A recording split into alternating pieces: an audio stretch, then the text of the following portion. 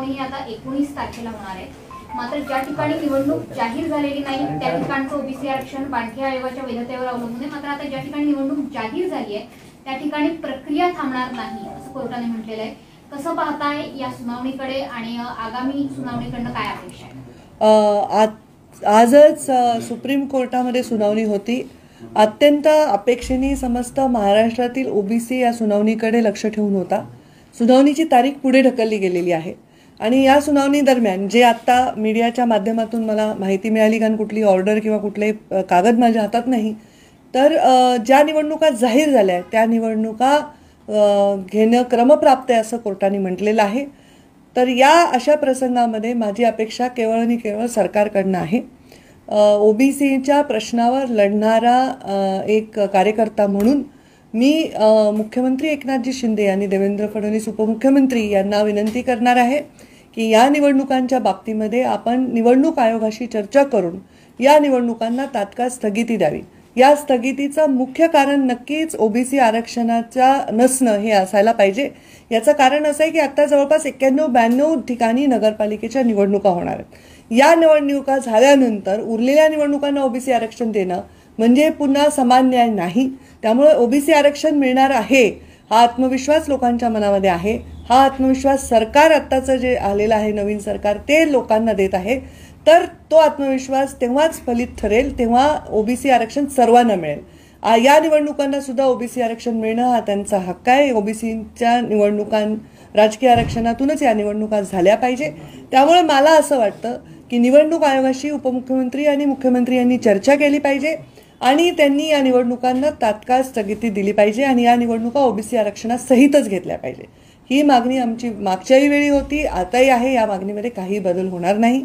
OBC आरक्षणाशिवाय या निवडणुका नाही झाल्या पाहिजे ही आमची आग्रहाची भूमिका आहे। मी स्वतः उपमुख्यमंत्री देवेंद्रजी फडणवीस यांनाही बोलले, मी सन्माननीय मुख्यमंत्र्यांनाही बोलण्याचा प्रयत्न करत आहे की या निवडणुकांना स्थगित करण्यासाठी निवडणूक आयोगाशी त्यांनी चर्चा करावी।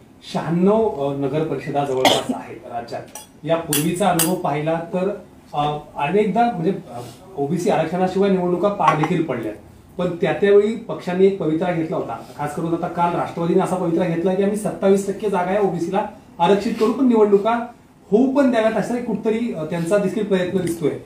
येत्या काळात देखील असाच जर काही प्रयत्न झाला तुम्ही यासाठी समाधानी असाल? कारण ऐन वेळी जर निवडणूक रद्द करायची वेळ आली किंवा पुढे ढकलण्याची वेळ कायदेशीर अडचण होऊ शकते। या बाबतीत नेमकी काय भूमिका? मला वाटत नाही की या बाबतीमध्ये कुठलंही कॉम्प्रोमाइज केलं गेलं पाहिजे। या निवडणुकांना स्थगित करण्यासाठी अनेक गंभीर कारण आहेत। अतिवृष्टी झाली, अनेक लोकांचा बळी जातोय, रस्त्यावरनं पाणी जातंय, मुलांना शाळेत जाता येत नाहीये, महापूर येतोय, पूर येतोय, हे अनेक गंभीर कारणं आहेत। पण ओबीसी आरक्षण सुद्धा तेवढंच गंभीर कारण आहे। हे सगळे कारण समोर ठेवून या निवडणुका थांबवून या निवडणुका ओबीसी आरक्षणासहित घ्यायला पाहिजे। मागच्या सरकारने वेळोवेळी विश्वास दिला, पण आत्ताचं सरकार आल्यामुळे आमचा विश्वास दुणावलाय की हे सरकार ओबीसींच्या हिताचं सरकार आहे। ओबीसी आरक्षण देण्याची त्यांची मानसिकता आहे। ओबीसी आरक्षणाचा विषय त्यांनी पूर्वी हाताळलेला आहे। ते लवकरात लवकर ओबीसी आरक्षणाचे निर्णय घेतील आणि ओबीसी आरक्षण देतील, तोपर्यंत निवडणुका होऊ नये। तरी मात्र ज्या तारखा आलेल्या तारखांच्या वरती आरक्षण मिळवणं कठीण दिसून येते, कारण की इम्पिरियल डेटा असेल हा सादर केला नाही, त्याच्यामुळे ह्या सगळ्या तारखा लागल्या। आता 19 मात्र निवडणुकीचे अर्ज उद्यापर्यंत भरायचे, त्यामुळे काही अर्ज देखील दाखल झाले, त्यामुळे अशी प्रक्रिया थांबवता येत नाही असं कोर्ट म्हणतं डायरेक्टली। कोर्टाचं म्हणणं उचित आहे, कारण कोर्ट हे सुप्रीम आहे, कोर्ट हे सर्वाच्या वर आहे, पण याच्यामध्ये मार्ग काढणं हे सरकारचं कर्तव्य आहे। आणि 18 तारखेला निवडणुकांचे फॉर्म भरण्याच्या तारीख आलेली 18 जुलै।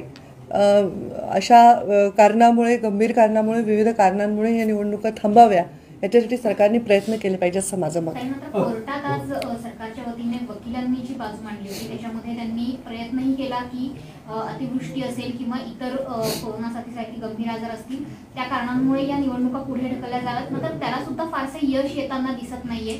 एकदा नोटिफिकेशन निघालं मग निवडणुका कशा थांबवायचा असा थेट सवाल कोर्टाचा आहे। हा सर्वस्वी निवडणूक आयोगाशी चर्चेचा विषय आहे। आजचा विषय कोर्टामध्ये जो होता तो ओबीसी आरक्षणाच्या संदर्भातला असल्यामुळे कोर्ट त्याच्यामध्ये डिव्हिएट नक्कीच होणार नाही। हा विषय संपूर्णपणे निवडणूक आयोगाशी चर्चा करण्याचा आहे। निवडणूक आयोगाशी सरकारने चर्चा करावी, मला वाटतं बऱ्याच जिल्ह्यातून जिल्हाधिकाऱ्यांनी आणि विविध म्हणजे संस्थांनी, ज्या लोकल संस्था निवडणुकीमध्ये इन्व्हॉल्व्ह असतात, त्यांनी सांगितलेलं आहे की अशा परिस्थितीमध्ये निवडणुका घेणं शक्य होणार नाही. त्या सगळ्यांचा गांभीर्याने विचार केला जावा असं मला वाटतं. एक प्रश्न, खरं तर सत्तेत नसताना, विरोधात असताना भूमिका मांडणं आणि सत्तेत आल्यानंतर भूमिका मांडणं हे खूप वेगळं पडतं. कालपर्यंत जे सत्तेत होते ते मात्र ओबीसीच्या म्हणजे निर्णय घेऊ शकले असते, मात्र आता ते म्हणतायत की ओबीसीच्या आरक्षणाशिवाय निवडणुका घेऊ नका. मग त्या सगळे राष्ट्रवादीचे नेते असतील, काँग्रेसचे नेते असतील, आज तुमची जबाबदारी वेगळी आहे, कारण आज तुम्ही सत्तेत आहात. काय नेमका याचा पाठपुरावा करणार आहे? जर समजा अशाच पद्धती निवडणुका झाल्या तर नेमकी काय भूमिका असेल? की आता देखील संघर्षाची भूमिका सत्तेत असताना आणि सत्तेत नसताना भूमिका बदलणं हे महाराष्ट्राच्या संस्कृतीला मान्य नाही. महाराष्ट्राच्या संस्कृतीने फार मोठे नेते पाहिलेले ज्यांनी प्रत्येक संघर्षात आपली भूमिका कायम ठेवलेली आहे. त्यामुळे सत्तेत आल्यामुळे भूमिका बदलेल असं नाही. ओबीसीला न्याय देण्याची भूमिका ही सत्तेत पूर्वी असतानाही होती, सत्ता गेल्यावरही होती आणि आता सत्ता आली आहे तरी आहे. त्यामुळे आमचं जे पूर्ण आमचा केंद्रबिंदू पाहिजे या चर्चेचा तो ओबीसीचं हित, ओबीसीचं राजकीय ताकद, ओबीसीचं राजकीय भविष्य हे पाहिजे.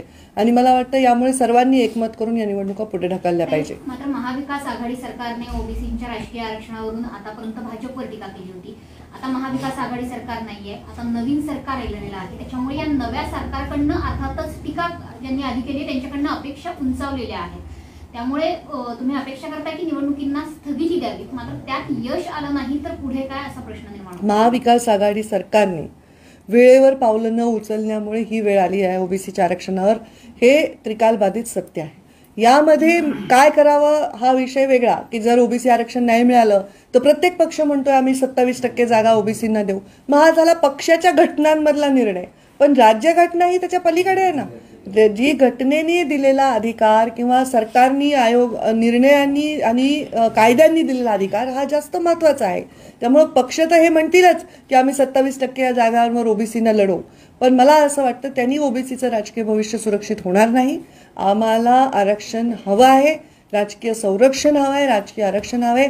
आणि आता अपेक्षा दुणवल्या आहेत. सरकार याच्यामध्ये नक्कीच मला वाटतं हस्तक्षेप करेल आणि सकारात्मक निर्णय येईल अशी माझी अपेक्षा आहे. ओबीसी आरक्षण को लेकर के जिस तरीके से मराठीमध्ये शेवटचा प्रश्न, ताई, निवडणूक आयोगाने ज्या पद्धतीने कोर्टाने सांगितलं होतं की निवडणूक घ्या पण पावसाचा अंदाज घेऊन निवडणूक जाहीर करा, निवडणूक आयोगाने देखील घाई केली असं वाटतंय का? कारण की गेल्या 2 वर्षातला पाऊस बघता, अतिवृष्टी बघता, हा निवडणूक आयोगाने घेतलेला, मला असं वाटतं कारण निवडणुका ऑलरेडी प्रलंबित आहेत, ऑलरेडी बऱ्याच ठिकाणी प्रशासक नेमले गेले आहेत.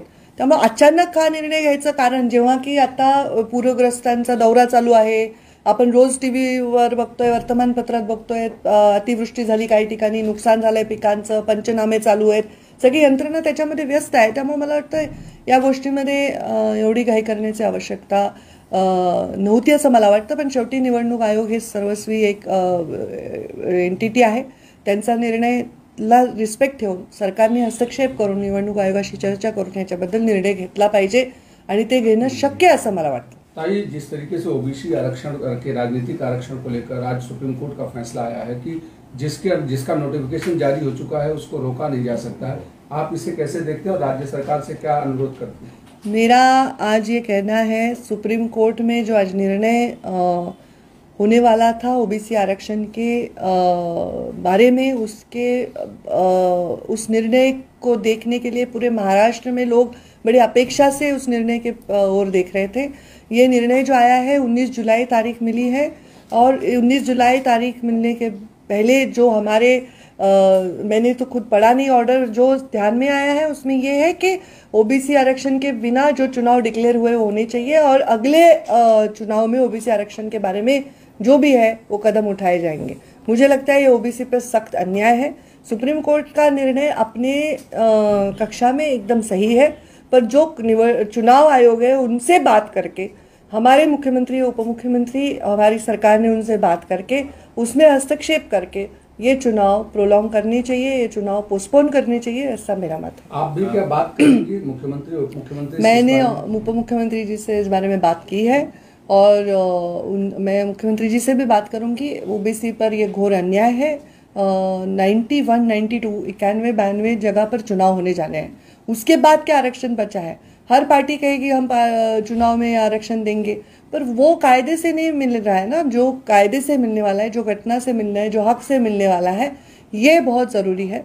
और मुझे लगता है कि ओबीसी आरक्षण के बिना ये चुनाव नहीं होगा। महाराष्ट्र में जिस तरीके से कौन जिम्मेदारी इसके लिए? मुझे लगता है नौबत ये क्यों आई है, पूरी दुनिया जानती है, जनता जानती है, देख रही है कि पिछले 2-2.5 साल से सरकार ने कोई कदम न उठाने की वजह से आज ओबीसी आरक्षण की ये अवस्था हुई है।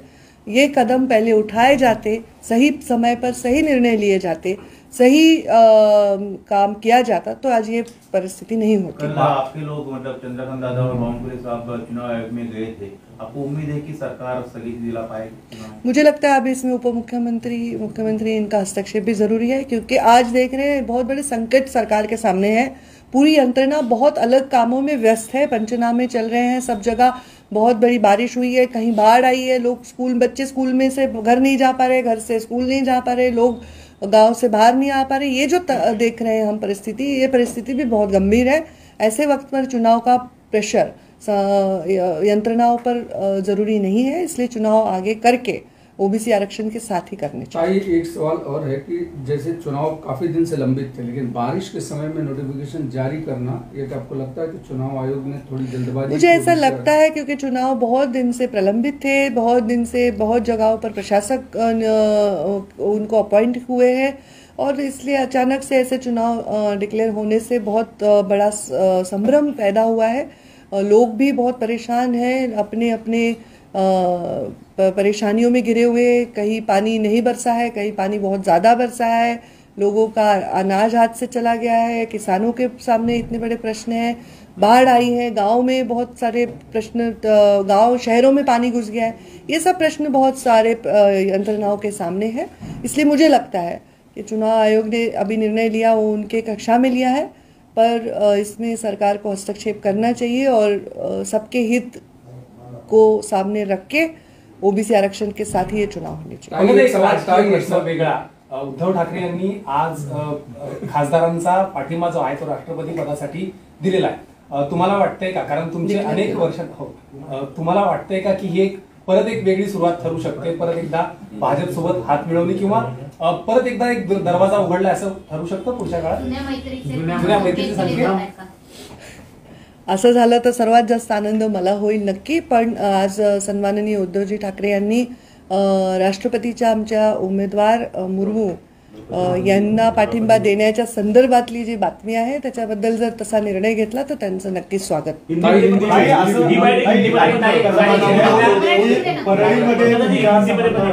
मंदिरामध्ये देखील भाविक आहेत, म्हणजे जे नागरिक आहेत ते तुम्हाला मंत्रिमंडळात स्थान मिळावं, आमदारकी मिळावी, मंत्रिमंडळ विस्तारासंदर्भात अनेक ठिकाणी नाव यावं यासाठी पूजा आणि सगळ्यांची इच्छा आहे। काय याबद्दल काय तुमचा प्रश्न? हमारा प्रश्न ऐसा है कि जिस तरीके से मुर्मू को लेकर के शिवसेना के सांसदों ने कहा है कि मुर्मू को सपोर्ट किया जाना चाहिए और उद्धव ठाकरे उस पर सकारात्मक है, इसको कैसे देखते हैं?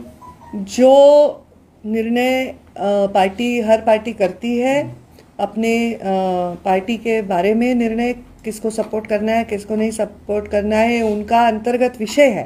पर मुझे लगता है जो कैंडिडेट हमने दिया है, मुर्मू जी जो राष्ट्रपति के कैंडिडेट है हमारे, वो एक अत्यंत आदर्श कैंडिडेट राष्ट्रपति के दिए गए हैं, तो इसलिए उनको सपोर्ट करना और उनको सपोर्ट मांगना ही हमारा बनता है। अगर शिवसेना ऐसा निर्णय लेती है, अगर उद्धव जी ठाकरे ऐसा निर्णय लेते हैं, तो जरूर ये इस बात का स्वागत करना क्या पुराना अलायंस फिर से, क्या पुराना अलायंस फिर से करीब आ रहा है? और जिस तरीके से एनडीए के उम्मीदवार को सपोर्ट करना या सांसदों का बीजेपी के समर्थन में पत्र लिखना, आपको लगता है कि खुशी होगी अगर फिर से शिवसेना बीजेपी? देखिए, मुर्मू जी को सपोर्ट करेंगे और ऐसा निर्णय लेंगे उद्धव जी, इस बारे में खुशी होगी, ये तो मैंने अभी कहा। पर ये आगे की बातें करना बहुत प्रीमेच्योर होगा। कौन सी पार्टी किसके साथ अलायंस करेगी, चुनाव में क्या होगा, आजकल के देखते हुए मुझे लगता है इसके बारे में इतना जल्दी भाष्य करना जरूरी नहीं है, आवश्यक नहीं है। दुश्मनी ना रहे, यही मुझे अच्छा लगता है कि हम 2019 में कांग्रेस एनसीपी के खिलाफ चुनाव लड़े थे और मोदी जी, उद्धव जी, सबका चेहरा साथ में हम इस्तेमाल करके हमने वोट मांगे थे। तो हमारा नेचुरल लाइन जो है उनके साथ ही पैचअप कर लिया जाए, ऐसा उनका एक सुझाव भी है। देखिए, ये उनके सांसदों का उनके नेता को कहना है, इस पर उनके नेता खुद विचार करेंगे और उस पर निर्णय लेंगे। इसमें मैं तो निर्णय नहीं ले सकती। पर मैंने जैसे कहा कि आज देश के हित में एक विचारों की पार्टियां एक छत के अंदर हो, एक साथ जुड़ी हुई हो, तो वो एक ताकत बढ़ती है, क्योंकि ऐसे विचारों से जनता की ताकत बढ़ती है। एक ऐसे सारे विचार सरना के लोग एक साथ आएंगे तो ज़रूर एक ताकतवर सरकार बनती है। जनता को न्याय देने की भूमिका में वो बहुत अच्छा कदम रहेगा, ऐसा मुझे लगता है।